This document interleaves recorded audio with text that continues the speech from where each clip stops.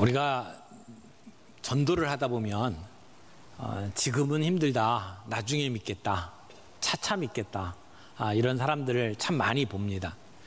전도하러 나가서 그 말씀을 받고 내가 믿겠습니다라고 하는 사람보다는 이렇게 미루는 사람들, 어떻게 보면 받지 않겠다고 하는 것을 이렇게 애둘러서 천천히 나중에 믿겠다라고 하는 사람들이 훨씬 많죠.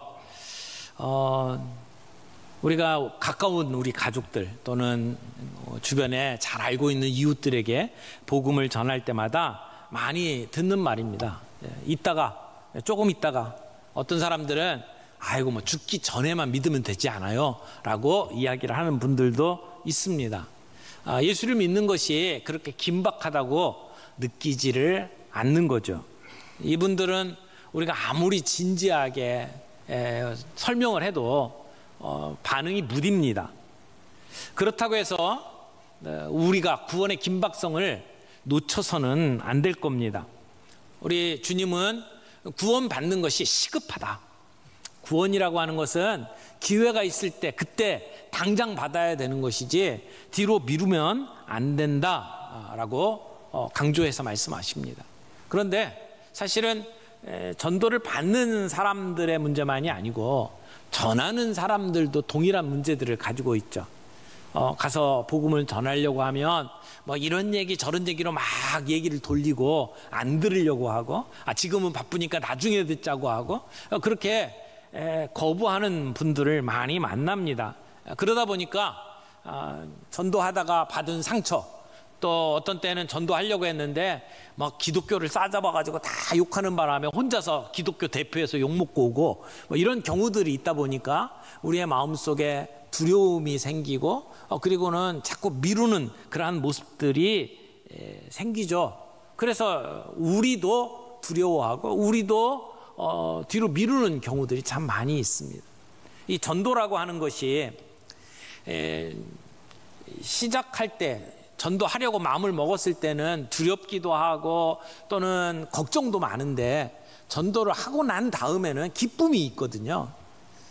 또 전도는 어떻게 보면 사람들이 보기에 미련한 거예요. 사도 바울이 그랬잖아요. 전도에 미련한 것으로. 그러니까 미련하게 보여요. 그러나 그것만큼 지혜로운 일이 없습니다. 그래서 우리가 전도가 가지고 있는 기쁨 이런 것들을 마음속에 가지고 전도를 해야 하는데 우리는 그 긴급성을 잃어버리고 다음에 기회가 있다고 생각하고 넘길 때가 참 많이 있다는 겁니다. 고린도후서 6장 2절 말씀을 보면 이렇게 말씀하시죠. 이르시되 내가 은혜 베풀 때에 너에게 듣고 구원의 날에 너를 도왔다 하셨으니 다 같이 보라 지금은 은혜 받을 만한 때요 보라 지금은 구원의 날이로다. 내일이 아니고 지금이라고 이야기를 합니다. 예수 믿고 회개하여 하나님 품에 안겨야 할 날이 오늘이다 라고 이야기를 합니다.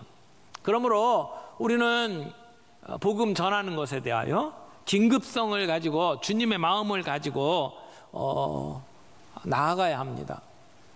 자다가 깰 때라 라고 말씀하지 않습니까? 누워있을 때가 아닙니다. 그냥 허송세월 시간만 보내서는 안 됩니다. 일어나야 할 때입니다.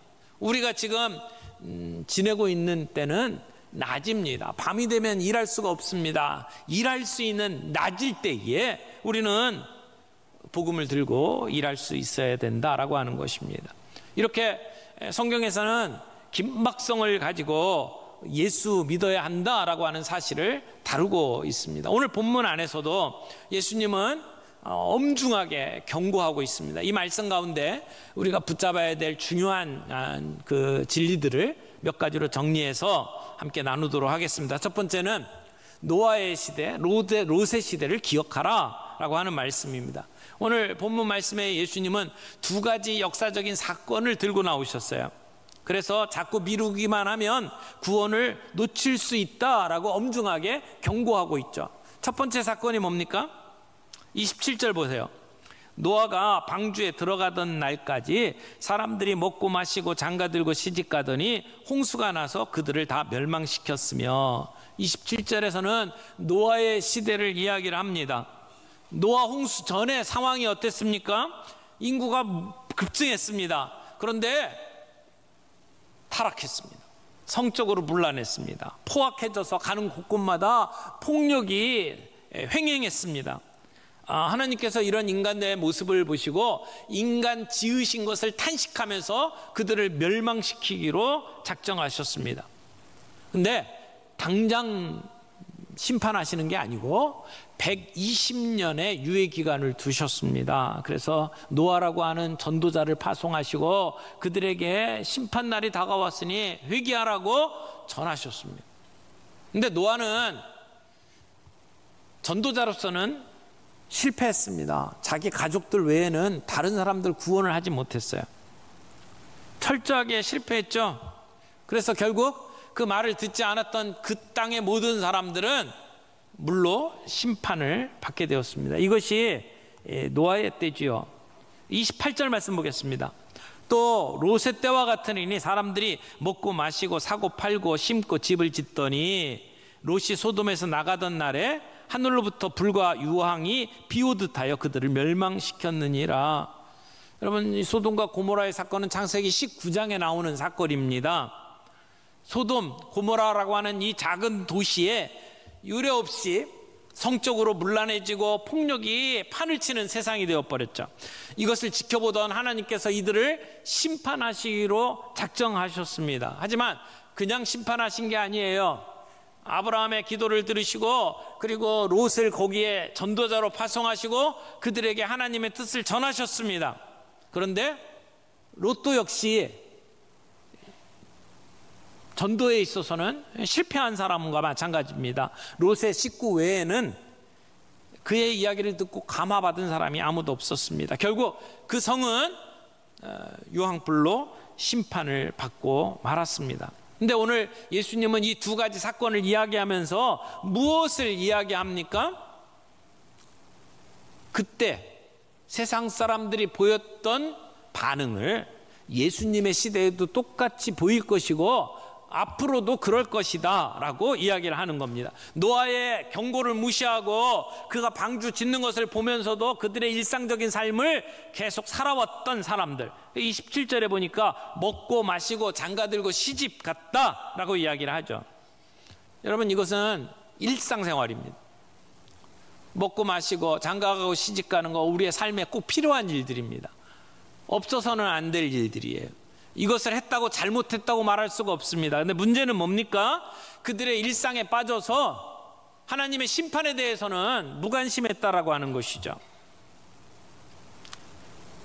앞으로도 계속 이런 삶이 지속될 것이다 생각하면서 오늘 그들이 누리고 있던 그 삶이 계속 지속될 것이라고 생각을 하면서 거기에 빠져 살았단 말이에요. 롯의 시대도 마찬가지예요. 28절에 보니까 여기는 앞에서는 먹고 마시고 장가들고 시집갔다 그랬는데 누가는 거기다가 무엇을 첨가시킵니다.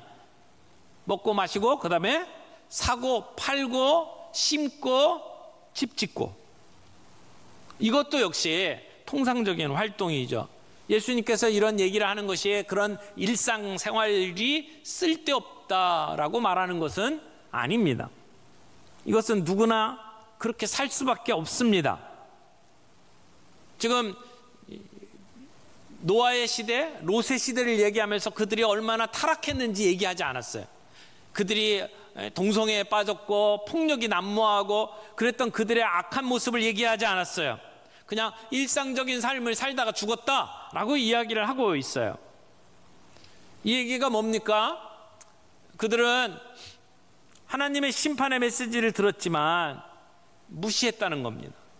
신경 쓰지 않았고 그저 일상생활에 빠져 살았다는 거예요. 오늘의 소소한 행복에 그냥 빠져 살았다는 것입니다. 세상에 그냥 눈이 멀어서, 욕심에 눈이 멀어서, 그래서 영적인 감각이 완전히 사라졌다라고 하는 것을 지적을 하는 겁니다. 사랑하는 성도 여러분, 세상 일에 빠져서 정작 중요한 일을 놓쳐버리게 되면, 그래서 기회를 잃게 되면 그 다음에는 멸망할 일밖에 없습니다. 그들에게 갑작스러운 심판이 임할 것입니다. 한번 기회를 놓치면 비참한 종말을 맞게 되고 다시 구원받을 기회가 없다라고 하는 사실을 예수님께서 이야기를 하는 겁니다. 너무나도 살기 좋은 날에, 평범한 날에 갑자기 비가 쏟아져서 홍수가 나고 모두가 죽게 되었습니다. 갑자기 하늘에서 유황불이 내려와서 망했다라고 이야기를 하는 겁니다. 그런데 30절 말씀 보세요. 예수님이 주시는 말씀은 이겁니다. 인자가 나타나는 날에도 이러하리라.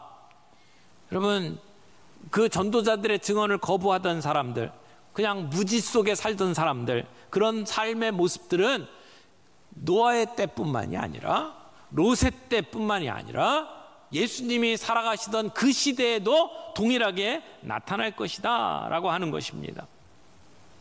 내가 누리던 것, 내가 소중하게 여겼던 것, 그것이 너무나 소중하기 때문에 롯의 처는 뒤를 돌아다보고 거기에 대한 마음을 놓지 못했어요. 내려놓지 못했어요. 롯의 처가 무엇 때문에 뒤를 돌아봤는지 성경에서 말하지 않습니다. 자기의 가족들, 친구들 때문인지, 자기가 가지고 있었던 소유물 때문인지, 아니면 소돔이 가져다 주었던 옛 생활의 안락함이었는지 말하지 않습니다. 그러나 그렇게 애지중지 붙잡고 있었던 것은 다 사라져버렸어요. 파괴되고 말았습니다. 여러분, 우리에게 소중한 게 무엇입니까?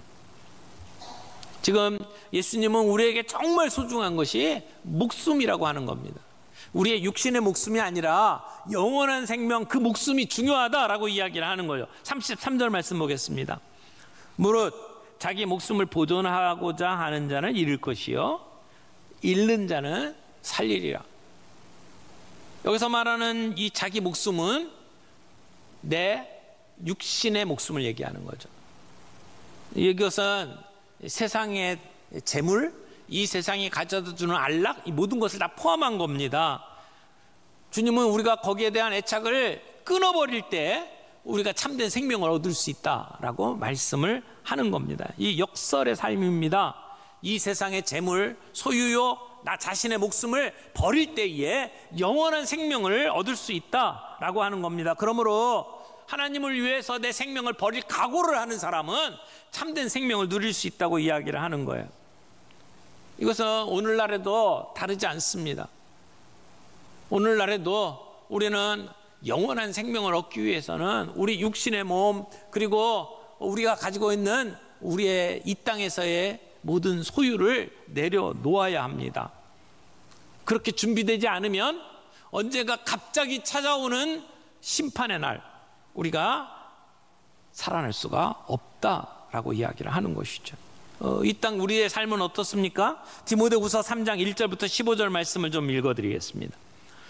디모데후서 3장 1절, 너는 이것을 알라, 이것을 알라 라고 하면서 마지막 때에 일어날 우리의 위험한 상황을 경고하는 거죠. 이것을 알라, 말세에 고통하는 때가 이르러 사람들이 자기를 사랑하며 돈을 사랑하며 자랑하며 교만하며 비방하며 부모를 거역하며 감사하지 아니하며 거룩하지 아니하며 무정하며 원통함을 풀지 아니하며 모함하며 절제하지 못하며 사나우며 선한 것을 좋아하지 아니하며 배신하며 조급하며 자만하며 쾌락을 사랑하기를 하나님 사랑하는 것보다 더하며 경건의 모양은 있으나 경건의 능력은 부인하는 하니 이 같은 자들에게서 내가 돌아서라. 여러분, 말세가 어떤 때인지를 이야기합니다. 자기중심적이에요. 도덕적으로 타락했어요. 아무것도 아닌 일에 성질내면서 죽일 듯이 달려드는 시대가 되어버렸습니다. 여러분, 절제하지 못하고 사나우며 그런 삶의 모습들을 우리는 우리 주변에서 날마다 보고 있습니다. 이런 시대에 주님은 복음의 긴급성을 이야기를 하는 겁니다. 복음이 필요한 사람들이 너무나도 많다라고 이야기합니다. 오늘 우리의 마음속에 이 사람들을 바라보면서, 이러한 세상의 모습들을 바라보면서 안타까움이 있습니까? 두 번째로 생각해야 될 것은 전도의 긴급성을 인식하자는 겁니다. 여러분, 우리 모두에게 언젠지는 모르지만 반드시 다가올 두 가지 사건을 눈앞에 두고 있습니다. 언제일지는 몰라요. 미스테리예요. 그러나 확실해요. 반드시 옵니다. 두 가지. 뭡니까? 예수님이 이 땅에 다시 오시는 것, 재림하시는 것, 그리고 언젠가 우리가 맞이할 죽음. 여러분, 세상에 살면서 100% 절대 진리 많지 않습니다. 그런데 분명한 진리 하나, 우리는 다 죽는다는 거예요. 누구나 다 죽음을 맞이할 겁니다. 한 사람도 예외 없이. 그런데 문제는 언제 죽을지를 모르는 거예요. 순서대로 오는 게 아닙니다. 우리가 예측할 때 오는 게 아닙니다. 언제 올지는 모르지만 반드시 온다는 겁니다. 주님의 재림이 먼저 오든지 나의 죽음이 먼저 오든지, 먼저 무엇인가 찾아오면 더 이상의 기회는 우리에게 없습니다. 우리가 예수를 믿지 않은 채 미뤄두었다가 그때를 맞이한다면 구원받지 못한다는 것입니다. 예수님의 재림에 대해서 먼저 생각을 해보죠. 우리가 전도를 할 때 사람들에게 예수님이 재림하십니다, 회개하십시오, 이렇게 얘기하면 못 알아듣습니다. 그들에게는 예수님이 누군지, 예수님이 다시 오실 것인지 몰라요. 그런 얘기 해봤자 그 사람들은 이해를 못합니다. 또 이 땅에 끝날이, 마지막 날이 곧 다가옵니다 라고 얘기해도 사실 예수님이 오셔서 말씀을 전할 때부터 2000년 지날 때까지 계속해서 이 얘기는 했던 얘기잖아요. 너무나 많이 들어가지고 이제는 무뎌졌어요. 그래서 재림에 대한 이야기를 할 때마다 많은 사람들이 걱정을 합니다. 재림 얘기하다가 이단되는 거 아니냐, 이런 생각을 할 정도로 재림에 대해서 무감각해져 버렸습니다. 그러니까 우리가 재림에 대한 이야기해도 세상 사람들은 아예 듣지 않습니다. 노아 시대나 롯의 시대와 마찬가지죠. 그런데 그때 주님이 어떻게 하라고 이야기합니까? 31절 말씀 보세요. 31절, 그날에, 예수님 재림하시는 날, 세상의 마지막 날에 만일 사람이 지붕 위에 있고 그의 세간이 그 집안에 있으면 그것을 가지러 내려가지 말 것이요. 끝날이 되어서 심판날이 되었는데 집안에 있는 세간 가지러 내려가지 말라는 겁니다. 또 밭에 있는 자도 그와 같이 돌이키지 말 것이니라. 밭에 있는 자도, 집에서 멀리 떨어진 밭에서 밭을 매던 사람도 끝날이 됐다고 집으로 뛰어가지 말아라 라고 이야기를 하는 것이죠. 그러면서 하시는 말씀이 32절 33절 봅니다. 롯의 철을 기억하라. 무릇 자기 목숨을 보전하는 자는 잃을 것이요 잃은 자는 살리리라. 우리의 생물학적인 목숨을 보존하려고 하는 사람은 결국 멸망할 것이다. 반면에 세상에 소망을 두지 아니하고 하나님을 위해서 자기 생명을 드리는 자는 영원한 생명을 얻을 것이라고 말씀을 하는 겁니다. 사랑하는 성도 여러분, 우리는 얼마만큼 준비가 되었습니까? 주님의 재림이 오시는 날, 주님이 재림하시는 날, 우리는 주님을 맞이할 준비가 되어 있습니까? 언제일지 모르지만 우리는 그 주님의 재림을 준비해야 합니다. 방심하다가 준비되지 아니한 사람들은 결국 종말을 맞이할 겁니다. 그 종말 때 어떤 일이 벌어질지를 34절, 35절에 이야기를 하고 있죠. 내가 너희에게 이르노니 그 밤에 둘이 한 자리에 누워 있음에 하나는 데려감을 얻고 하나는 버려둠을 당할 것이요. 두 사람이 밤에 잠을 잡니다. 근데 예수님이 그때 재림하십니다. 그러면 예수 믿고 구원받은 자, 준비된 자들은 잠을 자다가도 함께 들림을 받을 것이에요. 그런데 준비를 안 하고 미루다가 그러다가 재림을 만난 사람, 그 사람은 버려둠을 당할 것이다 라고 이야기를 합니다. 어떤 사람은 구원받고 어떤 사람은 버림을 받게 된다라는 거예요. 35절 말씀 보겠습니다. 두 여자가 함께 맷돌을 갈고 있음에 하나는 데려감을 얻고 하나는 버려둠을 당할 것이니라. 두 여자가 함께 맷돌을 갈고 있습니다. 일하고 있습니다. 그런데 그때 주님이 임하십니다. 한 사람은 준비되었기 때문에 주님의 인도함을 받고 함께 들림을 받을 것이고, 한 사람은 버림을 받게 될 것이다 라고 이야기를 해요. 우리가 읽는 성경의 36절에는 없음이라고 나와 있는데, 어떤 사본에는 36절 이렇게 돼 있어요. 두 사람이 밭에 나가서 함께 일을 하는데 주님이 그때 재림하셔요. 한 사람은 구원받고 한 사람은 버림을 받는다라고 하는 내용이 나옵니다. 여러분, 우리는 재림을 준비하면서 살아갑니다. 하지만 주님 언제 오실까를 생각을 하면서 일 안 하고 산속에 들어가서 하늘만 바라보는 사람들이 아니에요. 밤잠 안 자고 재림을 기다리는 사람 아니에요. 우리는 잠을 잡니다. 맷돌을 갑니다. 밭에 나가 일을 합니다. 그것은 우리의 삶이에요. 그런데 언제, 어떤 순간, 우리가 알지 못하는 순간 갑자기 우리 주님이 재림하신다는 겁니다. 오늘 내 주변에 있는 자들에게 복음을 전할 날이 그렇게 많지 않았다는 것을 생각하고 긴급함을 가지고 그들에게 복음을 전할 필요가 있다라고 하는 것이죠. 여러분, 이런 긴급성을 가지고 복음을 전할 때에 세 번째로 나누고 싶은 것이, 한 영혼을 불쌍히 여기는 마음을 가지는 것이 필요하다는 겁니다. 우리가 복음을 전할 때 우리의 자세, 우리의 마음은 어때야 합니까? 종종 나는 예수 믿었다, 저 불쌍한 것들 이렇게 생각하면서 깔아보고 아주 냉담한 마음으로 전도를 하는 경우들이 있습니다. 그런데 주님은 그들을 바라보는 마음, 불쌍히 여기는 마음으로 이 땅에 오셔서 주님의 사역을 감당해내셨어요. 십자가에 못 박혀 돌아가시는 그 사역을 정말 불쌍히 여기는 마음을 가지고 이 땅에 오셔서 공생애를 사시고 십자가의 일들을 이루셨잖아요. 오늘 우리에게도 그 불쌍히 여기는 마음이 필요하다는 겁니다. 아직도 예수를 알지 못하고 그저 평범한 것 거기에 마음 빼앗기고 그 소소한 일상에 행복감에 젖어 살아가고 있는 사람들을 볼 때에 우리의 마음속에 그들을 불쌍히 여기는 연민의 정이 있어야 된다는 것이죠. 그때 우리는 그들에게 복음을 전할 수 있고 그들을 품을 수가 있습니다. 아직도 수많은 사람들이 하나님께로 돌아오지 아니하고 하나님을 거역하면서 살고 있는 모습을 보시고 울고 계시는 그 주님의 모습을 우리가 영적인 눈으로 보아야 한다는 겁니다. 우리의 마음속에 그런 불쌍히 여기는 마음, 한 영혼을 귀히 여기는 마음, 그런 마음이 있을 때 우리는 미루지 아니하고 복음을 전할 수가 있을 겁니다. 복음을 전할 때 기억해야 될 것 한 가지 더, 우리 자신을 믿지 마십시다.